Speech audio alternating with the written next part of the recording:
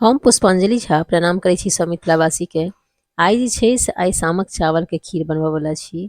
ई जे चावल होइ छै से ई फलाहार छियै। फलाहार में अहाँ ई चावल खा सकै छी। ई शामक चावल छै, एकरा कहल जाइ छै। तऽ ई जे होइ छै से रावा सन के देखऽ में होइ छै। आ बहुत नीक लागऽ वाला अइ, बहुत आसानी से बहुत जल्दी बनकर तैयार भऽ जायत। और ई खीर जे छै से यूनिक खीर बनत। ई हमेशा लोग नहीं बनबै छै। और चावल जे छै से किराना के स्टोर पर भेटत। ई एवलेबलो चावल सब दुकान में नहीं रहै छै। एक बेर बनाकर ट्राई जरूर करब। तऽ चलू, सबसे पहले छै से हम सामक चावल खीर बनबै छी।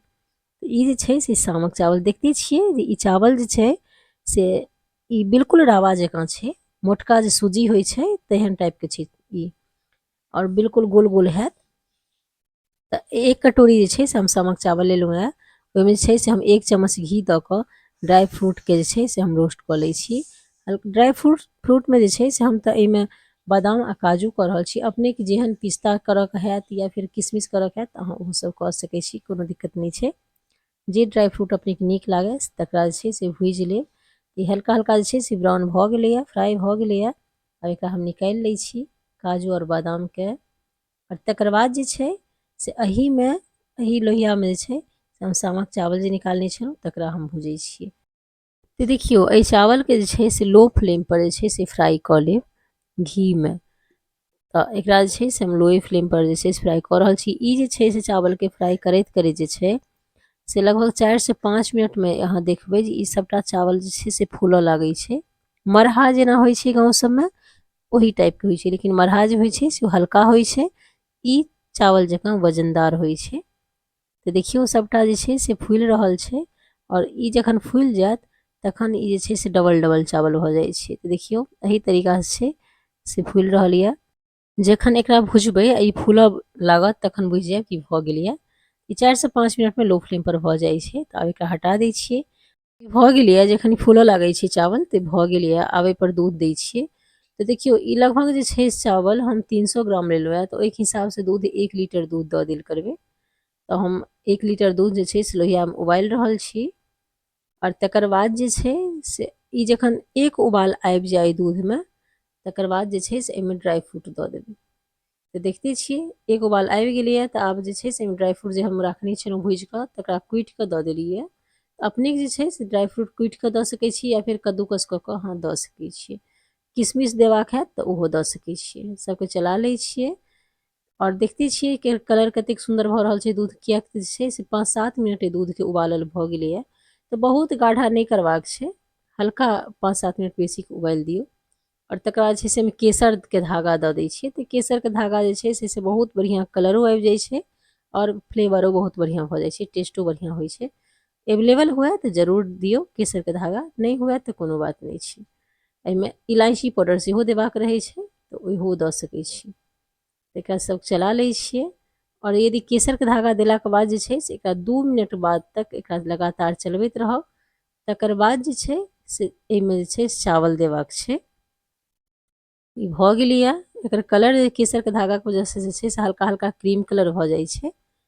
तऽ आब जे छै से एहिमे चावल जे छै भुजने छलियै तकरा दऽ दै छियै एहिमे।